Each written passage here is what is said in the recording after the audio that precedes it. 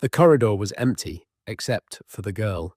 Staff Sergeant David Mitchell had walked this particular stretch of Buckingham Palace 1,000 times in his 8 years as a royal guard, and he'd never seen Princess Charlotte standing alone like this. Not at 4 in the afternoon, not on a Tuesday, not without at least one protection officer nearby.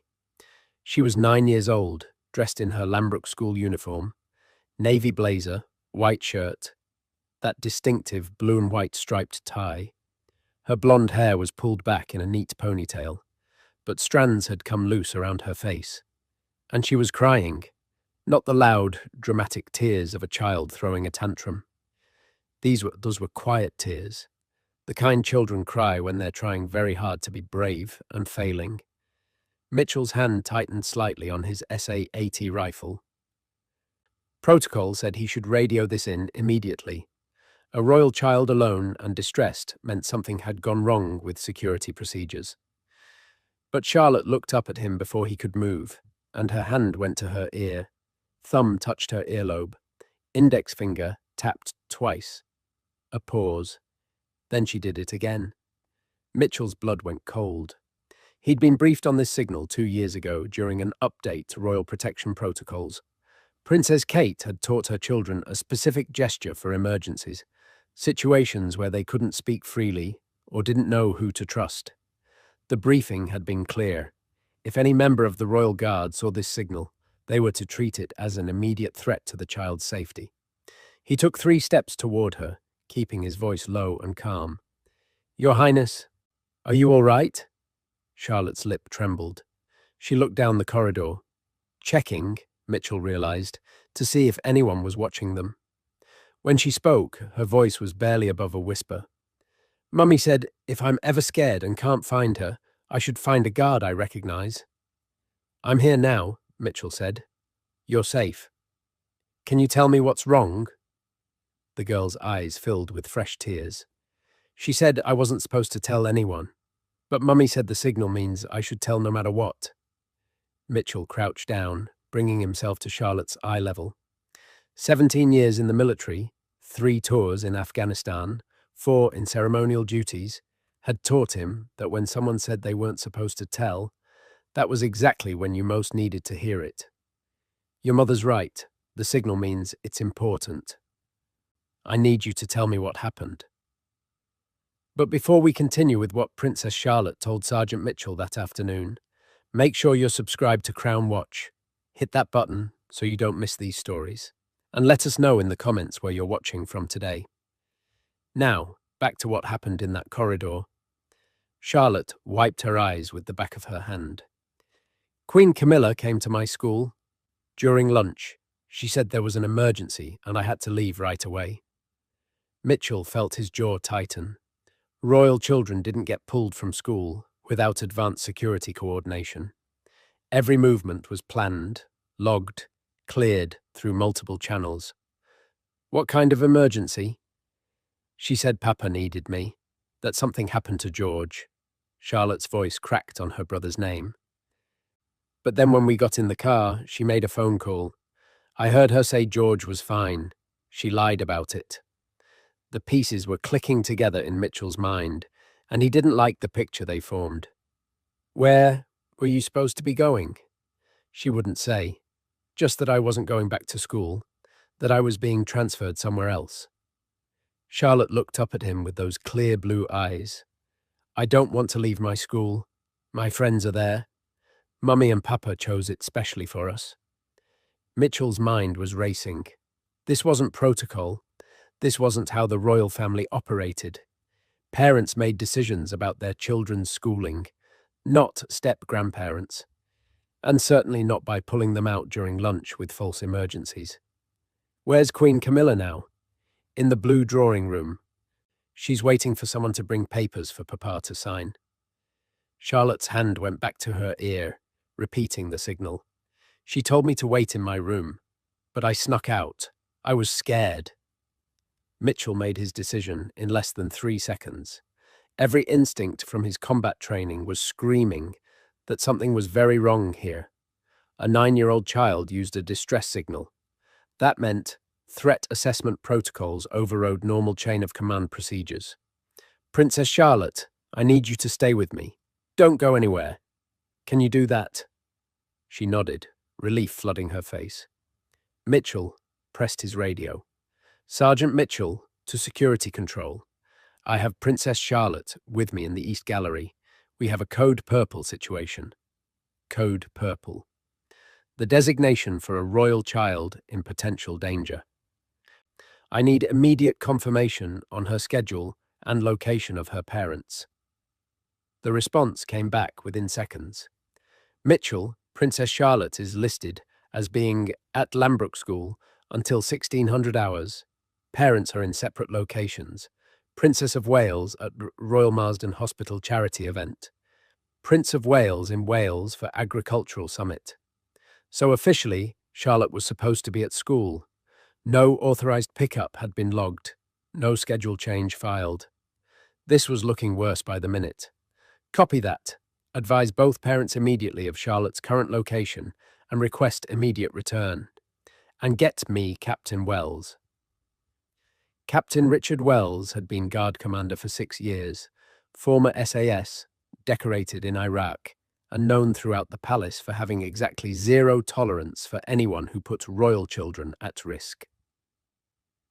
If Mitchell was about to accuse Queen Camilla of essentially kidnapping a princess, he needed Wells backing him. Charlotte tugged on his sleeve.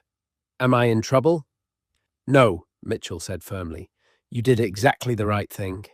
Your mother taught you that signal for a reason. You used it when you needed help. That's brave. The girl's shoulders relaxed slightly, but her eyes were still wide with worry. Will Camilla be angry with me? Mitchell had been in enough combat situations to recognize the fear behind that question. Charlotte wasn't just worried about disappointing an adult. She was genuinely afraid of consequences. That sent another chill down his spine. No one's going to be angry with you, he said, but I need to ask you something important. Did Queen Camilla hurt you? Touch you in any way that made you uncomfortable? No. She just kept saying I had to come with her, that Papa would understand. Charlotte bit her lip. She was being nice, but the wrong kind of nice. Like when someone gives you a present, but you can tell they want something. Mitchell had interviewed enough witnesses in his career to know that children often picked up on things adults missed. That instinct Charlotte was describing, the wrong kind of nice, was worth paying attention to. Heavy footsteps echoed down the corridor. Captain Wells appeared, his face already set in that expression Mitchell knew well, the one that meant someone was about to have a very bad day. Sergeant, Wells said, then looked down at Charlotte. His voice softened immediately. Your Highness, I understand you had a difficult afternoon. Charlotte nodded, moving slightly closer to Mitchell. Wells pulled Mitchell aside, keeping his voice low. Talk to me. What's the situation? Mitchell laid it out in under 2 minutes. The unauthorized school pickup, the false emergency, the conversation Charlotte had overheard in the car, the mention of transfer papers, the fact that none of this had been logged through proper channels. Wells's jaw got tighter with every sentence. When Mitchell finished, the captain was silent for a long moment, thinking. Then he turned to Charlotte. Princess Charlotte, I know this has been scary, but I need you to be very brave for a bit longer. Can you tell me exactly what Queen Camilla said about transferring schools? Charlotte straightened up, clearly trying to show she could handle this. She said Lambrook wasn't appropriate anymore, that I needed somewhere with better security and more privacy. She said there's a school in Switzerland where I'd be much safer. Switzerland, Wells repeated, his voice carefully neutral. But Mitchell caught the flash of anger in his eyes. Switzerland, a country where the British royal family had no direct jurisdiction, a place where a 9-year-old princess would be hundreds of miles from her parents and brothers, where she'd be isolated, controllable, far from anyone who might question what was happening. Mitchell's mind flashed back to his intelligence briefings from Afghanistan. This was a classic isolation tactic. Separate the target from their support system. Move them somewhere unfamiliar. Make them dependent on you. Did she say when this transfer would happen? Wells asked. Today, Charlotte said quietly. She kept checking her watch. She said if Papa signed the papers before 5 o'clock, I could be on a plane tonight. Wells and Mitchell exchanged looks. This wasn't just inappropriate. This was planned, coordinated, and happening right now. Sir, Mitchell said, with respect, we need to secure Queen Camilla before she realizes Charlotte isn't in her room. Wells nodded. Agreed.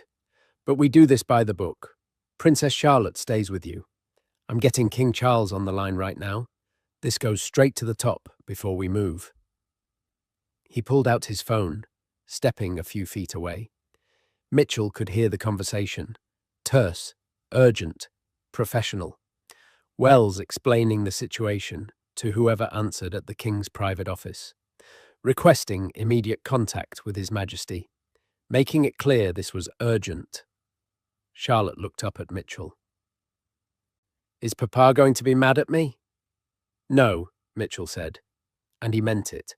William was going to be furious, but not at his daughter.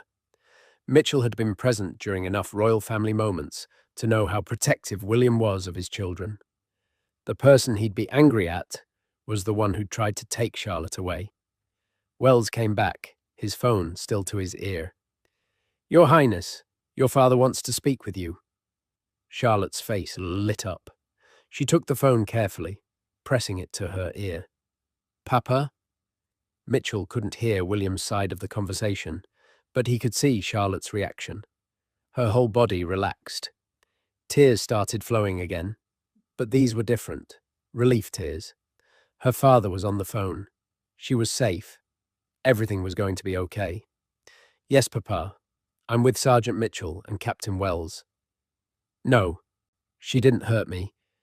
Papa, I don't want to go to Switzerland. I know. I love you too. She handed the phone back to Wells. Her hand found Mitchell's sleeve again, holding on like an anchor. Wells listened for another minute, his expression getting grimmer. Then, understood, sir. We'll wait for you here. Yes, sir. Both of them. He ended the call and looked at Mitchell. Prince William is 20 minutes out. Princess Kate is 40 minutes. They were both already heading back when Control contacted them. His Royal Highness wants us to stay exactly where we are with Princess Charlotte until he arrives. And Queen Camilla, Mitchell asked, is about to have a conversation she won't enjoy. Wells pulled his radio. This is Captain Wells. Security lockdown, level 3. No one enters or exits the palace without my direct authorization. That includes members of the royal family. Locate Queen Camilla and have 2 guards maintain visual contact but do not engage. Confirm. The radio crackled back with confirmations from various posts around the palace. Charlotte tugged Mitchell's sleeve again. What's going to happen to her? It was the question of a child who'd been taught to be kind, to respect authority, to give people second chances. But it was also the question of a child who was scared and needed to know she'd be protected. Your father will handle it, Mitchell said. That's his job. Our job is to keep you safe until he gets here. Are you hungry? Thirsty? She thought about it. A bit thirsty. Wells radioed for someone to bring water and biscuits to their location. Within 3 minutes, a staff member appeared with a tray. Her eyes widening when she saw Princess Charlotte standing in the corridor with 2 guards. Mitchell could see the questions forming, but the woman was professional enough to simply set down the tray and leave. Charlotte sipped the water gratefully. The biscuits sat untouched. Mitchell understood. His own stomach was in knots, and he wasn't the 9-year-old who'd just been through an attempted kidnapping. Because that's what this was, no matter how you dressed it up. Taking a child without parental permission, with intent to remove them to another country, that met every definition. The minutes crawled past. Mitchell kept scanning the corridor, his training making him hyper-aware of every sound. Footsteps approaching from the south wing. Staff members, their pattern familiar. Voices from distant rooms, normal palace operations continuing. The antique clock on the wall ticking steadily toward 5 o'clock.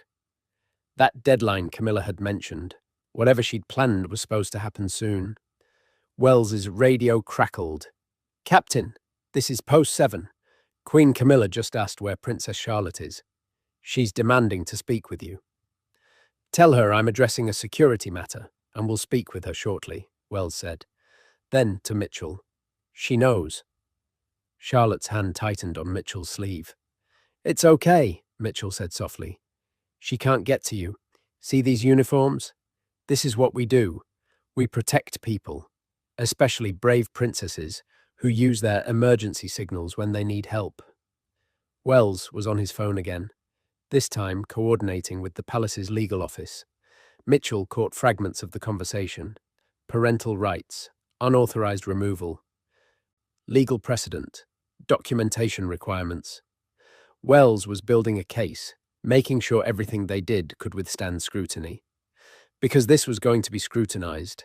A royal guard accusing the queen consort of attempting to kidnap a princess.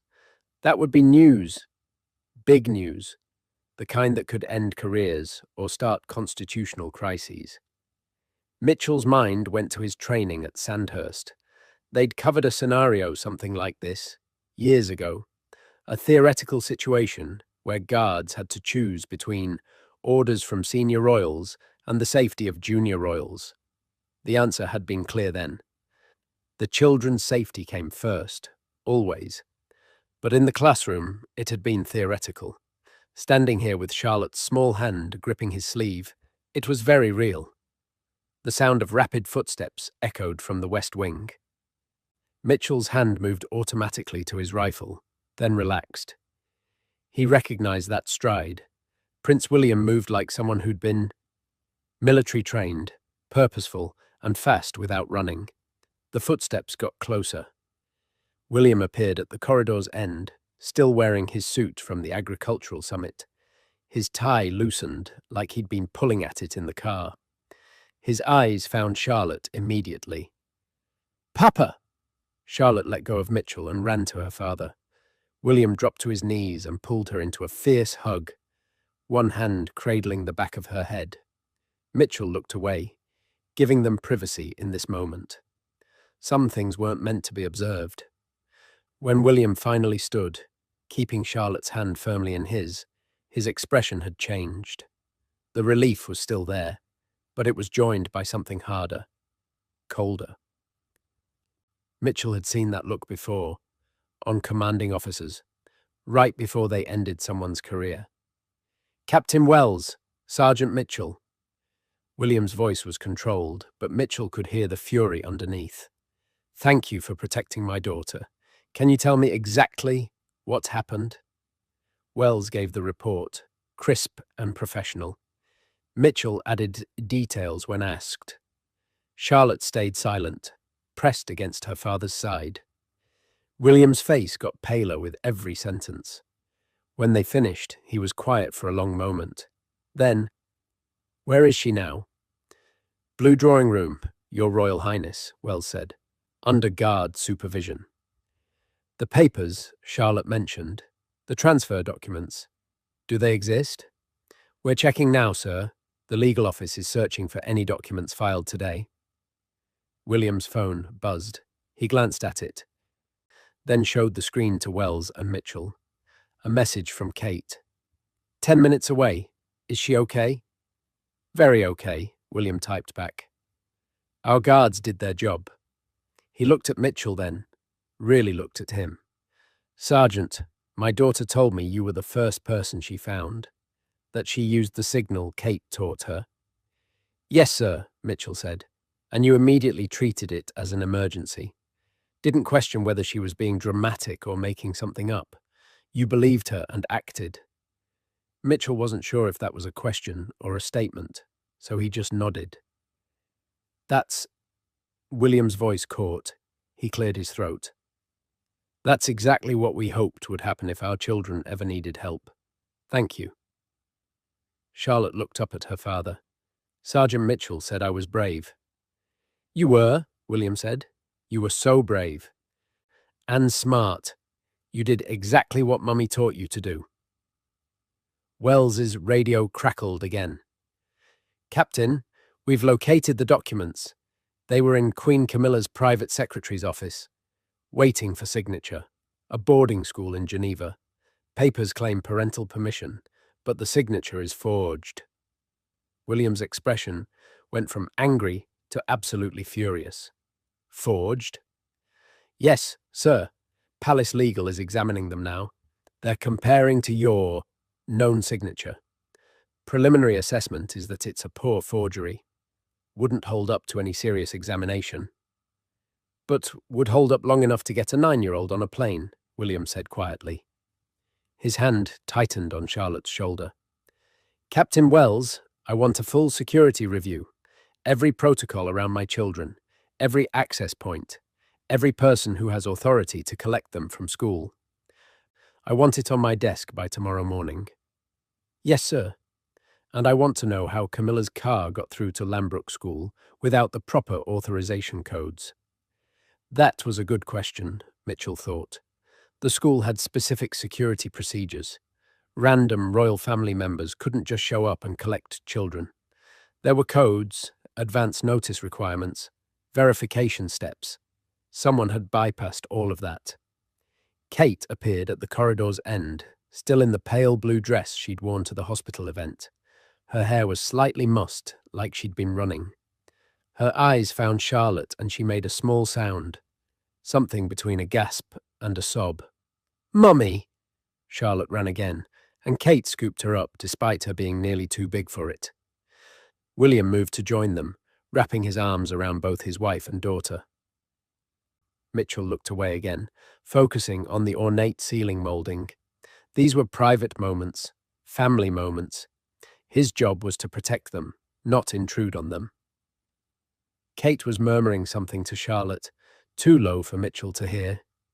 Charlotte was crying again, the stress of the afternoon finally releasing. Now that both parents were here, Kate's hand stroked her daughter's hair, over and over, that universal parent gesture of comfort. After a few minutes, Kate looked up at Mitchell and Wells. Her eyes were red, but her voice was steady. Thank you, both of you. Charlotte told me she found Sergeant Mitchell, and he believed her immediately. The signal worked exactly as you designed it, Your Royal Highness, Mitchell said. She's a credit to your training. Kate's mouth quirked in a small smile. She's a credit to herself. She was scared, but she was smart. She looked back down at Charlotte. I'm so proud of you, darling. William's phone buzzed again. He glanced at it, and his expression hardened further. King Charles is asking to see us. All of us, including Camilla. He looked at Wells. I'm going to need you and Sergeant Mitchell there, as witnesses. Wells nodded. Of course, sir. They walked through the palace corridors, a strange procession. William and Kate in front, Charlotte between them, holding both their hands. Wells and Mitchell behind, still in guard positions despite the situation having shifted from immediate protection to formal proceedings. Mitchell had been in the palace's private meeting rooms before, but always as security, standing by doors or waiting in antechambers. He'd never been directly involved in royal family business. The weight of what was about to happen was settling on him. He was about to give testimony that would likely strip Queen Camilla of significant authority and access. This would be in the history books. This would define how the royal family handled internal conflicts. His 17 years of military service had taught him to handle pressure. But this was different. This wasn't combat. This was politics, family dynamics, constitutional implications. One wrong word could cause international incidents. They reached the king's private study. 2 guards stood at attention outside. They opened the doors without being asked. King Charles sat behind an antique desk, his face grave. Princess Anne stood by the window, her arms crossed, her expression thunderous. Camilla sat in a chair to the side, her posture rigid, her face carefully blank. Charlotte pressed closer to Kate when she saw Camilla. Charles stood. "William, Kate, Charlotte, my dear." His voice was gentle when he addressed his granddaughter. "Are you all right?" Charlotte nodded, not letting go of her parents' hands. Charles looked at Camilla then, and his expression changed.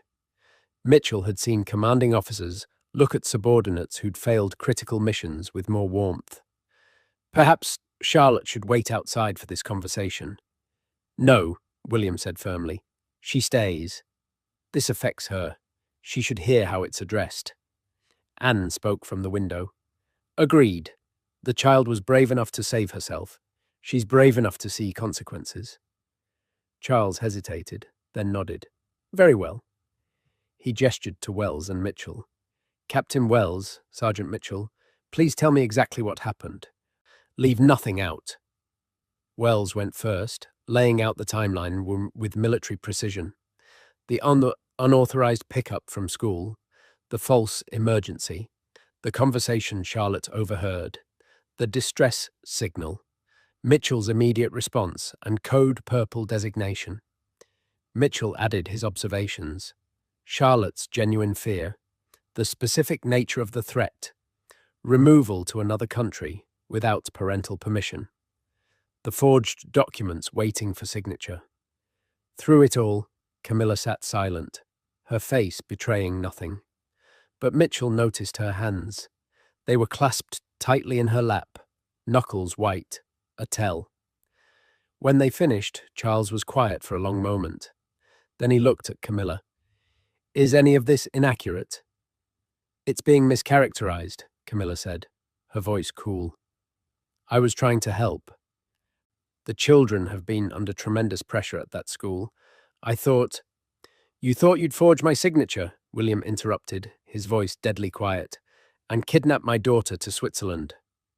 "That's not—" "The documents are being examined by Palace Legal right now," Anne said from the window. "The signature is forged. There's no ambiguity there." Camilla's composure cracked slightly. "I was trying to protect her. That school has had security concerns. I was simply nothing," Kate spoke for the first time, her voice shaking with anger. "You pulled my 9-year-old daughter from school with a lie about her brother being hurt. You put her in a car and told her she wasn't going home. You tried to send her to another country without telling us." "I was going to tell you," Camilla said, "once she was settled. Once you could see that—" "Stop," Charles said, his voice cutting through the room like a blade. "Just stop." The room fell silent. Charles stood, walking around his desk. He moved to Charlotte, crouching down like Mitchell had done earlier. "Charlotte, darling, I need you to tell me. Did Queen Camilla say anything else in the car? Anything about why you were being transferred?" Charlotte looked at her parents. Kate nodded encouragement. "She said," Charlotte spoke quietly, "that I was spending too much time with Mummy and Papa, that I needed to learn to be independent, that royal children in the old days were sent away to school and they turned out fine." Mitchell saw Kate's jaw clench. William's arm went around his wife's shoulders. "She said," Charlotte continued, "that when Papa became king, I'd need to be ready. That I couldn't be a baby who needed her parents all the time." Charles's face had gone pale. He stood slowly, turning to look at Camilla. "You told my granddaughter she was a baby for wanting to be with her parents."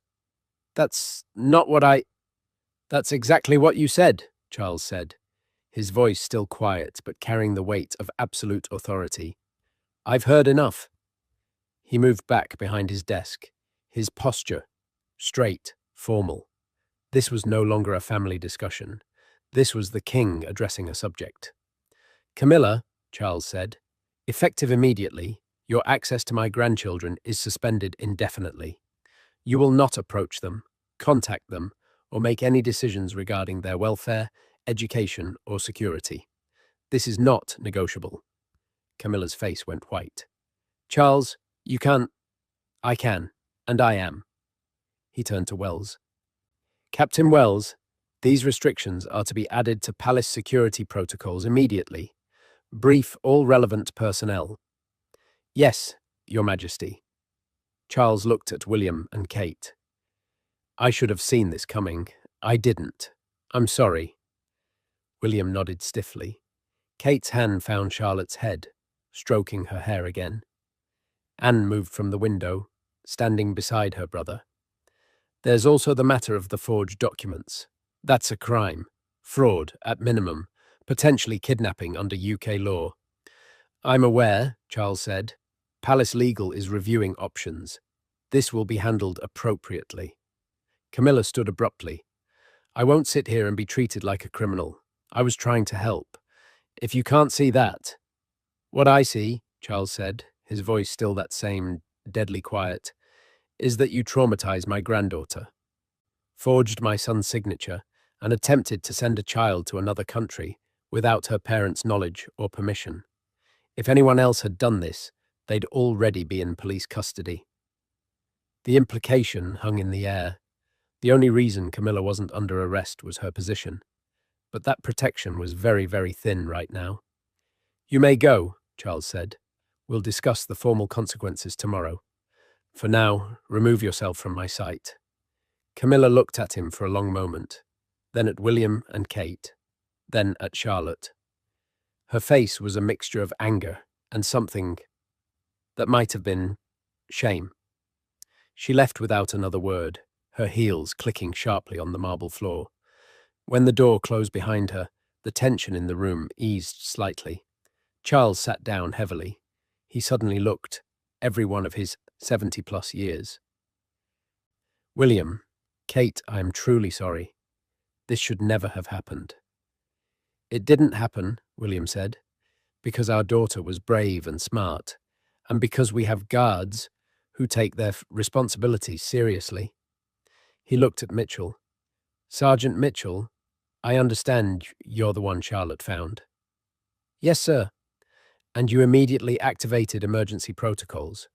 Didn't dismiss her concerns or tell her to go back to her room. No, sir. The distress signal is clear. When a royal child uses it, we respond. William nodded. Captain Wells, I'd like Sergeant Mitchell's actions today noted in his file. Commendation for exemplary service. Already done, sir, Wells said. Anne spoke up. I'd like to add something. Charles, this situation reveals serious security gaps. Camilla was able to bypass multiple protocols today. School security, vehicle authorization, document preparation. That suggests either incompetence or conspiracy. I'm aware, Charles said. There will be a full investigation. Whoever facilitated this will face consequences.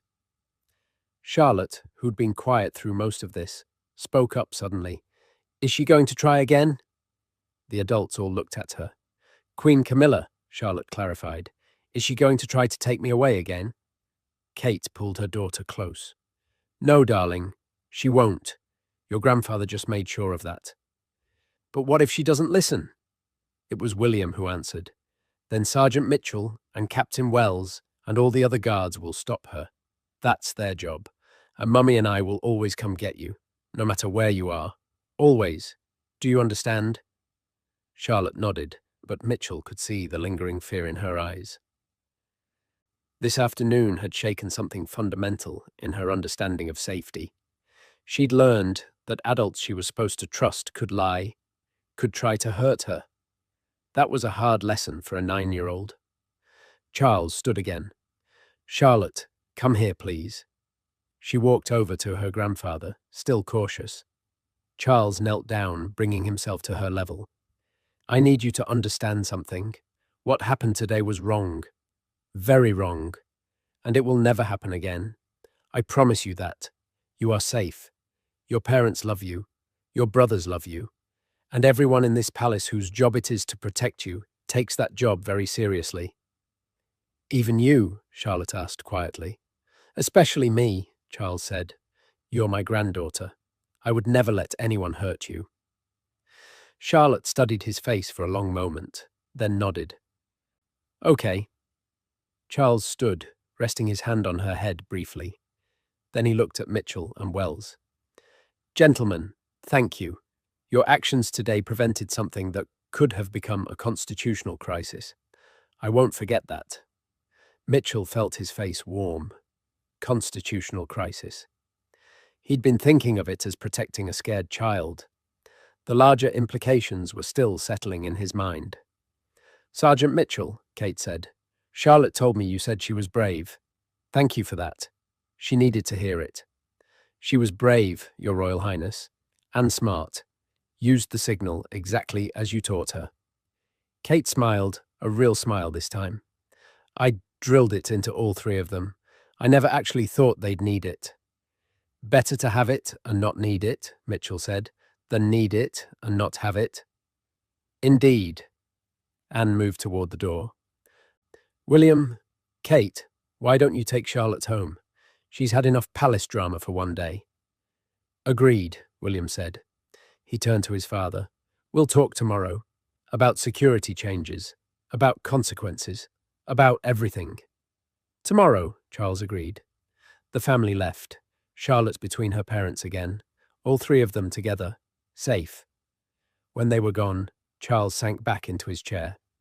Captain Wells, I want that security review on my desk by morning. Every protocol, every access point, every single person who had any role in today's events. Yes, Your Majesty. And Sergeant Mitchell. Charles looked at him directly. You made a choice today. You could have dismissed a child's concerns, could have assumed she was being dramatic, could have followed protocol and referred it up the chain, wasting crucial minutes. You didn't.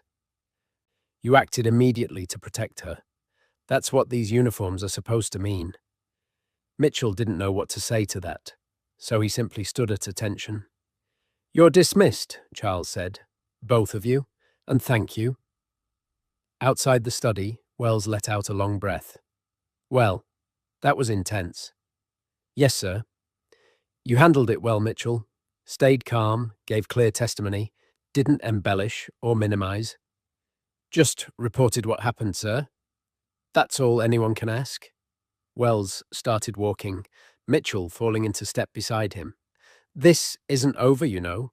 There will be inquiries, interviews, probably some uncomfortable meetings with palace administration who'll want to know why you didn't follow standard reporting protocols. I followed the Code Purple protocols, sir. You did, but some people won't like that you made that call. Some people will say you should have verified with them first before declaring a royal child in danger. Mitchell thought about Charlotte's tear-stained face, her small hand doing that signal, her quiet voice saying she was scared. Sir, with respect, I'd make the same call again. Wells smiled. I know you would. That's why you're a good guard. That's why Princess Charlotte ran to you instead of away from you. He clapped Mitchell on the shoulder. Get some rest. Tomorrow's going to be busy. Mitchell returned to his quarters in the guards building. Small room, single bed, a window, looking out over the palace grounds. He'd lived here for 8 years. It was home in the way military quarters became home. Familiar, functional, safe. He sat on the bed, finally letting the adrenaline drain away. His hands were shaking slightly. Delayed reaction. He'd seen it before in combat. Hold it together during the crisis, fall apart afterward. A 9-year-old girl had used a secret signal for help. He'd responded. She was safe. That should have been the end of it. But Mitchell knew it wasn't. This would ripple outward. Investigations, policy changes, probably some enemies made among people who thought he'd overstepped his authority. His phone buzzed. A text from Captain Wells. Official word. Princess Charlotte, safe at home with her parents. Well done. Another text. This one from a number he didn't recognize. Sergeant Mitchell, this is Princess Catherine's private secretary. Her Royal Highness asked me to pass along her personal thanks for your care of Princess Charlotte today. She said to tell you that you have her family's complete trust. Mitchell stared at that message for a long moment. The Princess of Wales's complete trust. That was something you couldn't buy, couldn't earn through connections or politics. You only got that by doing your job when it mattered most. He replied simply, "It was my honor." 3 days later, things had changed. New security protocols were in place at all the Royal Children's schools, biometric verification for anyone collecting them, real-time GPS, tracking on all vehicles, code words that changed weekly. What had happened to Charlotte couldn't happen again.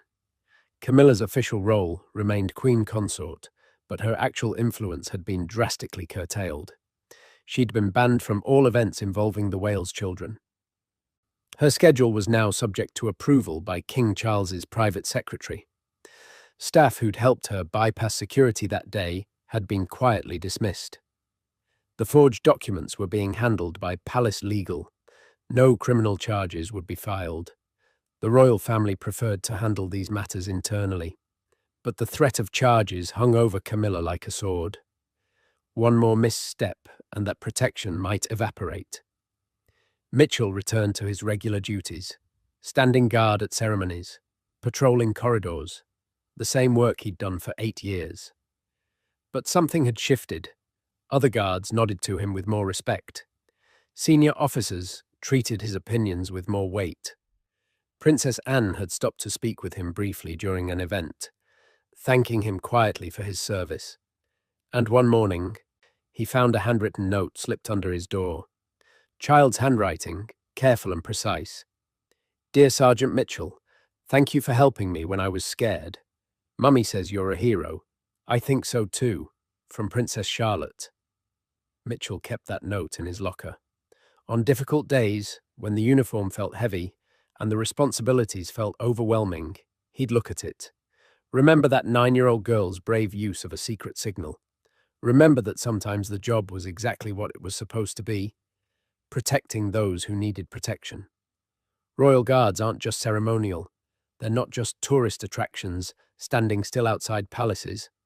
They're the last line of defense when everything else fails, when protocols break down, when people in power abuse that power, when a child needs help and has nowhere else to turn.